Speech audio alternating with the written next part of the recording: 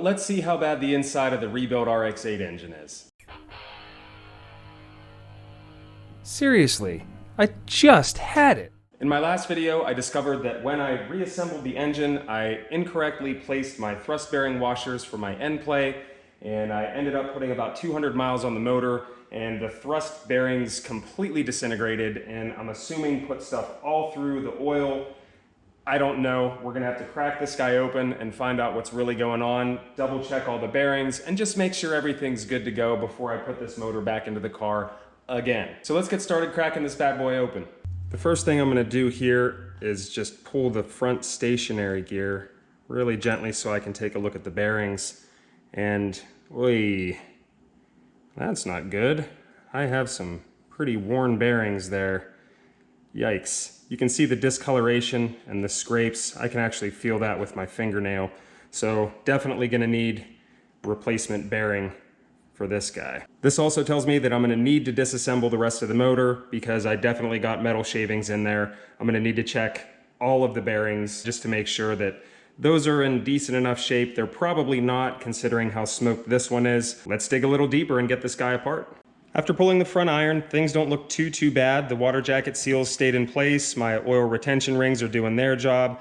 I've got a little bit of wear on the E-shaft right in through here. That's probably where that thrust bearing was chattering around. Yay. I'm a little nervous to pull this rotor out of here because I'm afraid that the bearings on it are probably going to be shot. Let's pull it apart and find out what we find. Well, here we are disassembled again. These bearings in here, I'm seeing a ton of copper showing through, so those are trashed. This front stationary gear bearing is the same thing, so is the rear. So all four of the bearings are shot. I had a hard time getting this rotor off of the E-shaft itself. It was just kind of stuck. The E-shaft isn't in terrible shape. There's nothing really wrong with it. That's definitely a salvageable part, but those bearings are toast, man. Completely toast. The apex seals, they're still like brand new. I don't have any grooves or any damage in any of those, which is a good thing. I'm thinking that while I have it apart, I'll recondition the surface of the rotor housings, maybe get some valve grinding compound just to smooth out the irons a little bit. And if it's not too expensive to replace all four of those bearings, it'll probably be worthwhile to get this thing put back together. You know, I have to admit that it's more than just a little bit disappointing that I was so meticulous whenever I was figuring all the clearances for the side seals and putting everything back together. And then at the very end of things, whenever I was stacking the motor together, I messed up putting the thrust bearing together, and then I torqued it down. And because of that, it might have compromised these other parts to the point to where I might not be able to reuse them.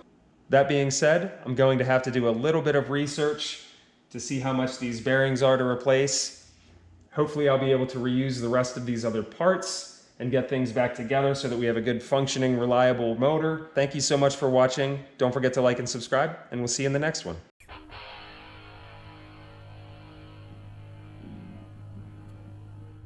You know, if you keep this up, I'm gonna switch back to piston motors.